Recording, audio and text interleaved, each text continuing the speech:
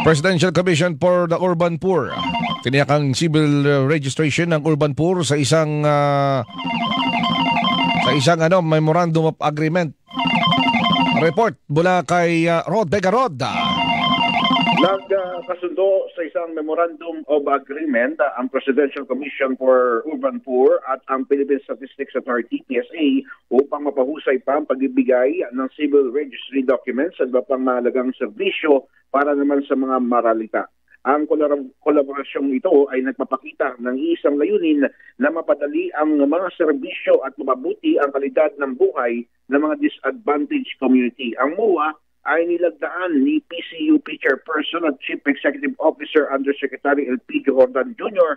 at PSA Deputy National Statistician Civil Registration and Central Support Office OIC Director 3 Mr. Clemente S. Manawag at siyang kumatawan sa National Statistician at Civil Registrar General na si Undersecretary Dennis Mata ay naglalahad ng komprehensibong pakipagtulungan na naglalayong tugunan ang mga partikular na pangangailangan ng ating mga taga-lungsod na mga maralita.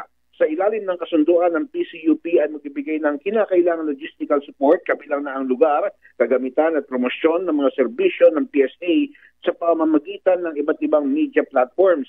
Ang PSA naman ay makikibahagi sa mga kaganapan ng PCUP at magbibigay ng technical na tulong at informational resources. Ako, si Rod Vega ng GMA Super Radio DCWB, dapat totoo. Ang balitang ito ay inihatid sa inyo ng Cherry Fur, Tangkad Sagad, Double B Insider.